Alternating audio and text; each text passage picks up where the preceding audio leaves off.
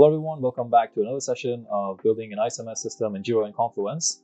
This is the second time we're doing this with David. The first time we did this, we were mostly focusing on the theoretical aspect of ISO 27K. What is it? Why should companies care about it? And the typical journey a company goes through from a zero to getting actually certified. But this time we're going to actually look at it more practically, and we're going to go through how to build it from scratch. So thank you, David, for joining me today. Yeah, glad to be here. Let's dive right into it. All right. So let's say a company wants to build their ISMS system themselves using Confluence and Jira. Where is the place that they start, basically from step zero? Yeah, so I would say they start outside first, kind of, just getting to know the standard itself and kind of looking at the standard and understanding what is written in the standard.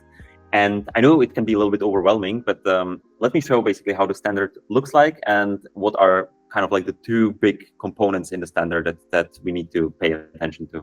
All right, that would be nice. So here we are looking actually at the international standard for ISO 27001. And if we go a little bit down and into the content, we will see here basically first and foremost, we have here some scope, references, terms and definitions. And then we have here these objectives for the context of organization, leadership, planning, and so on. And at the end, we have this Annex A controls. And so how I see it, usually it's like we have these controls. That's kind of one set of things that we need to accomplish. Mm-hmm. The other one are all of these things defined here, which are the objectives of the ISO 27000. Now, if we look at the objectives, all of the objectives need to be satisfied. But basically what they say is like here in leadership and commitment, is that the top management shall demonstrate leadership and commitment with respect to information security system by, and now it defines like what the management should do. So it should ensure that information security policies are established and compatible with the strategic direction of the organization. That means basically, the management should think about like, hey, why are we actually doing this? And how does it serve, our strategy? How does the ISMS help us achieving that strategy? So it can be, like we deal with a lot of client data. We need to make sure that the client data stays secure. Or, we are selling our product or software or whatever to a bigger client, and they require us to have the ISMS. So kind of, be able to demonstrate commitment to security to some other, to basically the vendors that are using us. Here in the policies, it again defines, whether or not it should be, for example, documented, where it should be displayed, who should be part of it. So if you read through it, it is kind of like weirdly written, but I feel like, this will give you kind of the structure that you need to follow and defines all of the things that you need to have as a part of your ISMS. Got it. So, and this document is public, right? And anybody can access it, I assume. So a lot of times you need to pay for the policy. So kind of you need to buy the document itself. Mm-hmm. But at the same time, you will find not the document itself, but basically all of the contents of the document kind of on different websites. So written out. So you can definitely find the content, maybe not exactly the PDF, but all these contents will be written out on different websites. Yeah. Got it. And so we start with a document. Let's say I'm putting myself in the shoes of somebody who wants to do this for the organization. I start with finding this document or something similar to this, reading through it and deciding, okay, why do we actually need to do this? And then I would assume the next step would actually be taking action, right? Mm-hmm. Yeah, I wanted to say also that, while this can be a bit overwhelming, I feel like nowadays, if you use a little bit of help of AI to kind of, consult you, help you understand like what it means, what you should do, shouldn't do, I think you can really digest this well. And then, yeah, you're right. We should look at like what is part of, what is applicable to us, especially like, all of these objectives we need to definitely do. But then down here, we have all of these controls, right? Annex A controls. Okay. And so here you can kind of choose what applies to my company, what doesn't apply to my company, and why. Got it. So a note on the AI, like how I would do this, because these days like AI has made us lazy or maybe efficient, I don't know. There's somewhere a thin line between laziness and efficiency. But if I find this document somewhere, I would probably just give it to ChatGPT, explain the context and explain my organization, like give it as much detail as I can. Maybe even without writing it, I would just put it on voice, like transcript, talk into it for like, I don't know, a minute or two, and then hit enter, and then it's gonna start explaining it to me in a way that I understand. I can like ask questions back and forth until like the initial outside step is done, right? And then we can come into the actual controls. Mm-hmm. Yeah, definitely. And how do we decide, like, I assume not all of these controls are always applicable to all organizations, right? Yeah, exactly. And it is also a requirement that basically you kind of provide a document where you say like, this is applicable, this is not applicable. I have an example for it here. So basically this is our statement of applicability. And what we have done here is basically we listed all of the different controls. So if you look, right, we have 5.1 control, 5.2 control. And so the same thing is also in here, 5.1, 5.2. These are, for example, applicable for us. We have also implemented them. And we put here, like, where do we find like evidences of implementation of these controls? And of course, I just put down like what is actually the definition of the control, because it's easier than to understand what maybe documents do I put into this. Got it.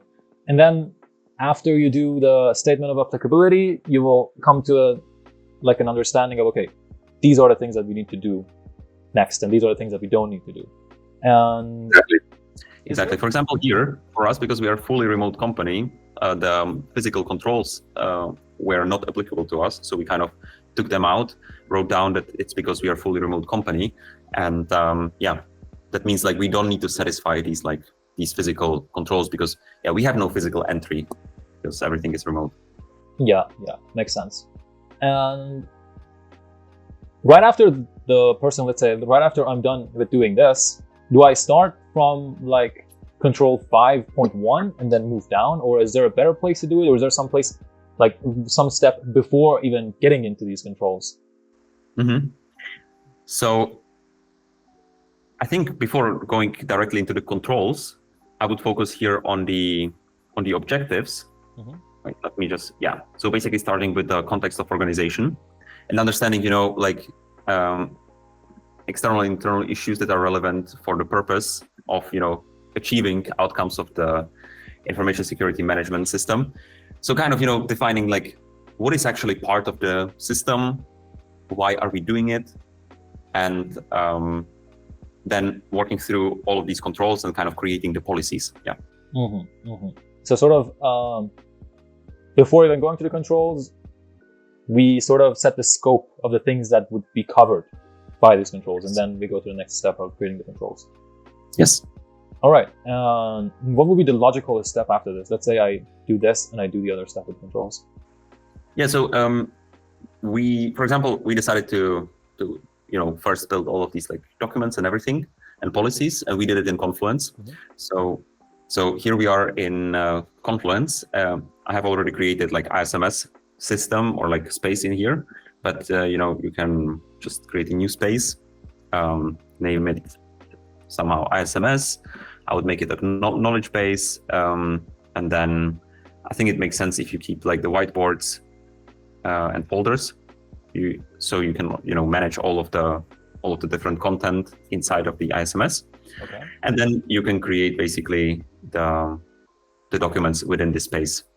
Yeah. And so one of the first things that I would build is actually a policy for creating other documents. Mm-hmm. So defining how will all my documents look like. And it's also a good place where you can think about what template am I going to use, because a template will help you actually keep the documents in the same form. So here, like the structure, you will find it also online, but you should always have a purpose, scope, who is responsible, then actually like the process or procedure.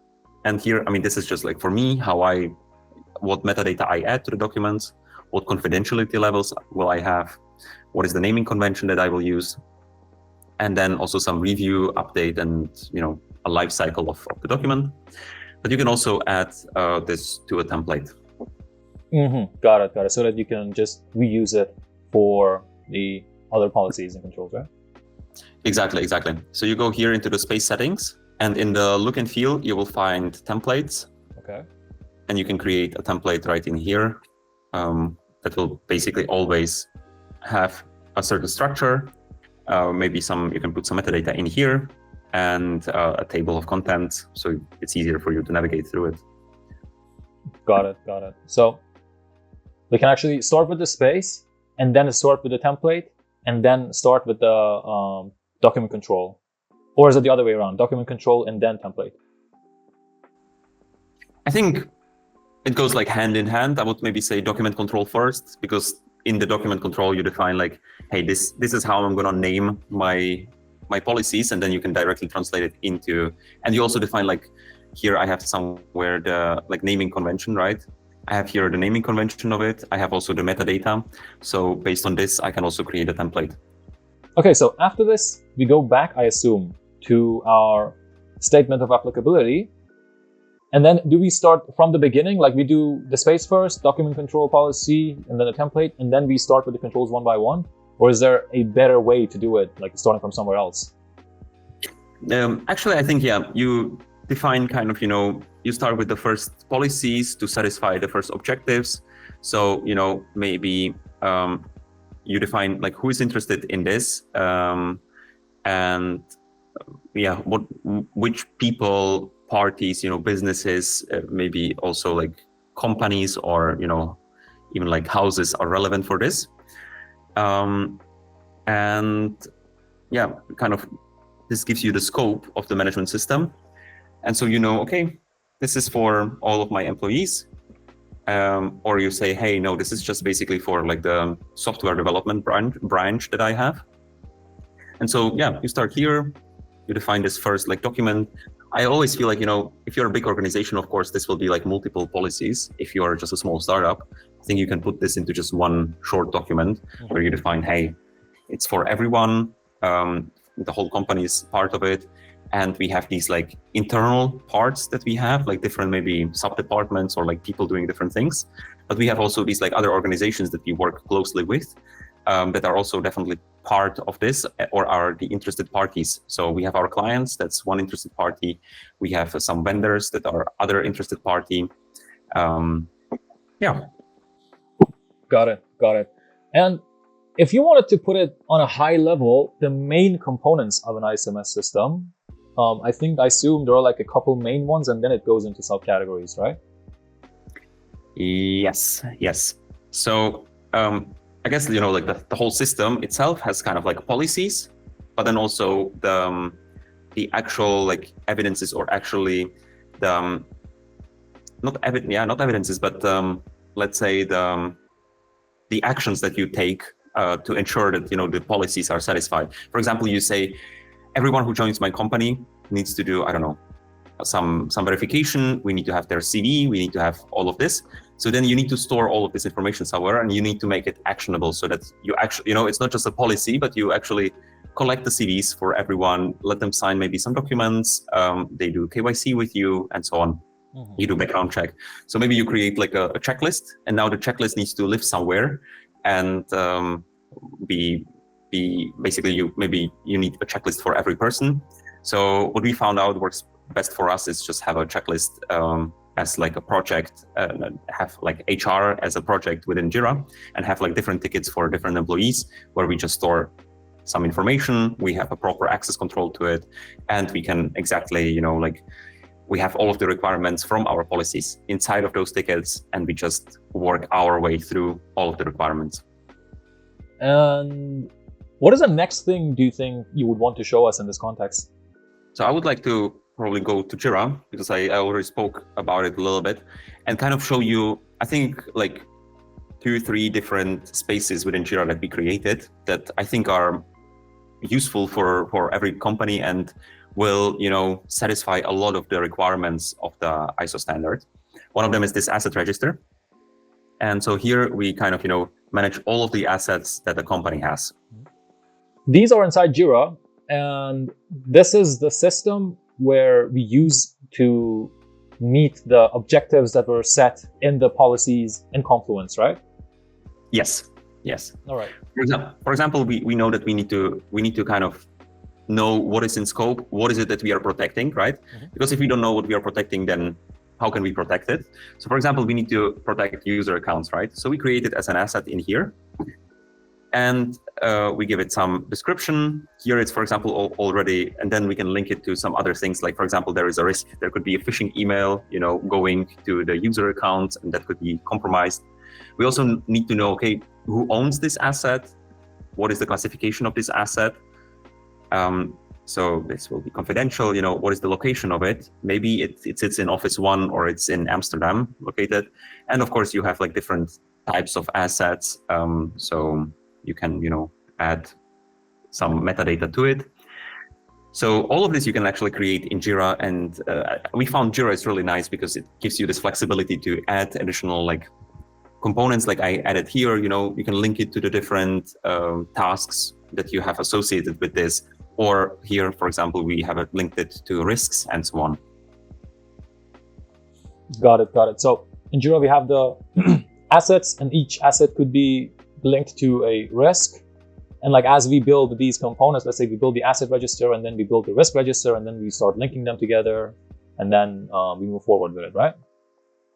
Exactly. Yeah. I mean, I made a whole video about this where we were building the whole kind of risk register and all of these other registers. But there are a couple of these like important parts to ISMS. It's you need to know what your risks are, you need to know what your assets are, you need to know what the threats are, or like vulnerabilities. And then you have a bunch of checklists. You have also like the improvements. So basically, if you're changing some policy, probably it should go through some process, maybe there needs to be some approval. So you can build all of this in Jira, have it as kind of, tickets system where everything can change, and then you have the Confluence where basically your policies or like the documents live. Got it. And so to quickly recap everything, if somebody starts from scratch, they find the data relevant to the actual ISO variant, which is ISO 27K. They go through it, they understand, okay, why we need to do this, and then maybe they decide on what tools they want to use to do this. And in our case, we said, hey, you could maybe even do this with spreadsheets, but that's not going to be as, I would say, easy to use and flexible as something like Jira, right? And then you would... Yeah, I mean, I think this is like there is like big debate how to build ISMS. There are a lot of tools out there where you just have a tool that kind of already has defined like these registers and everything. In Jira, you kind of need to build it yourself. So you can either use like ready-made tool, but then you kind of follow whatever the tool kind of gives you. In Jira, I guess like I like it more because you have this flexibility. You can integrate it directly within your other tasks that you have. So we have some software development things, and if we are building something, we can directly link it to a risk, and we can manage it through some implementation of different things. So it kind of like it integrates really, really well within Jira into all of your other company tasks and processes. But you can also build it in just like Excel sheets, but it's kind of, like we are in 2025. So either use a tool for it or use something like Jira. But probably Excel is a little bit too outdated. Although many, even like big companies still use Excel sheets for managing ISMS. So there is nothing wrong with it. I'm just saying like, if you're building a new system, maybe use modern tools. Makes sense. So read the document, learn why you got to do it and what aspects of it translates to your business. Choose a tool, and then move ahead with the actual creating of the system. Where in our case, if you want to do it with the Atlassian suite, you start with the Confluence space where you do the policies, right? Yeah, exactly. Okay. And is there anything else you would want to show us in this, let's say, recording, or is that all for this session? I think it's quite a lot of different things. And I think also, every ISMS system is very unique to the organization. So in case, somebody will have some questions, I'm happy to jump on a quick call, give maybe some advice, my opinion to it, or throw a little bit more maybe about our system, how we handle things. I'm not saying our system is the perfect. It works for us, but it might not work for many other people. Yeah, I think ISMS is more and more relevant, or like, any information security is more and more relevant in our more and more information reliant world, where we collect data basically about every step of the day that we do.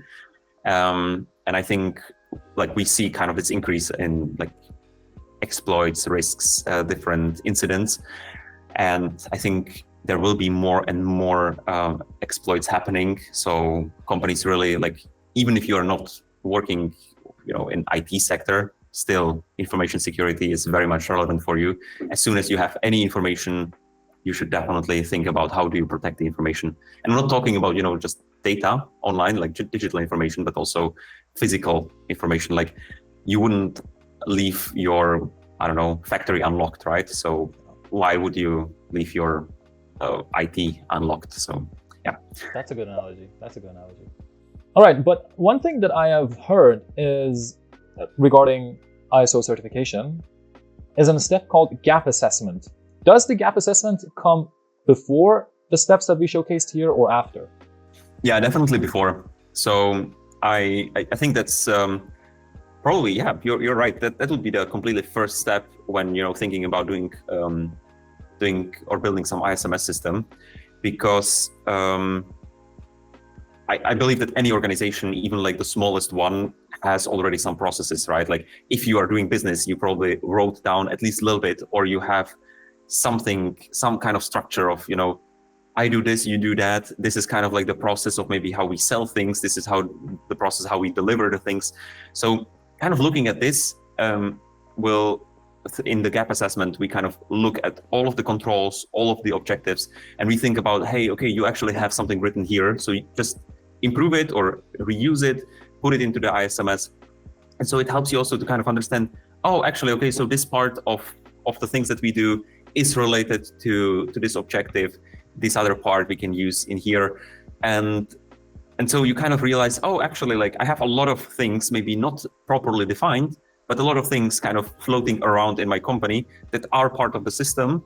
I just need to define them properly, and I need to kind of, ensure that, the people are following maybe some processes, and that I collect the right evidence for it. The gap assessment definitely helps you understand what you have, what you don't have, and how your business fits into the ISO, or like other way around actually, because your business shouldn't fit into ISO standard. The ISO standard should fit into your business. Yeah. Got it. But in this session, because we wanted to just focus on the building part, we came straight into Confluence and the document, etc. Definitely, yeah. Got it. But normally you would first try to do some sort of gap assessment and then move to this step that we showcased, right? Definitely, yes. All right, and there are a lot of components that, of course, in one video, we're not going to be able to go through all of them, but on the ISMS series that we have on the same YouTube channel that this video will be, other things such as the risk register, the asset register, and some of the other components have already been explained by you, David, right? Exactly. I went through, the whole process, how to create it, how to modify things, and how you can also, make it so that it fits to your company. Got it. So let's say if somebody watches this video, does a little bit of gap assessment, and then does the next steps, and then uses also the material in the ISMS course on our YouTube, then they would have somewhat of a ready ISMS system, right? I hope so. I believe so. I think, ISMS isn't that hard to build. It just takes a lot of time and kind of like thinking about how to build it. I guess, if you don't know something, you can always ask AI or find, a consultant that can help you. And there are like different ways how to do it. Like some consultants will help you in a way that they will kind of be creating it with you, or some will just basically advise you and just, check, like you build something, they check whether or not it's fine or not and give you some improvement points. Got it. All right. Makes a lot of sense. And as you mentioned before, there's going to be a link in the description where if people have some questions, or even if they want a gap assessment, they can just use that link and talk to you about it, right? Exactly. Yeah. All right. So I guess this would be a good point to wrap up this session. Thank you very much, David, for showing us how to start building the ISMS system from scratch. Do you have any last words for the viewers? Yeah, thank you very much for asking relevant questions, and I hope I answered them like understandably, also for the audience. And if there are any questions still remaining, then just drop them into the comments or book a meeting with me. And yeah, thank you very much, Mari. Thank you. I think after like 2 more of these sessions, I can actually just become an auditor myself because I'm learning everything. You should. All right. Thank you everyone for sticking around until the end of this video. I hope to see you in the next one. Make sure to check out the ISMS series and the links in the description to talk to David. Have a nice day. Bye. Bye-bye.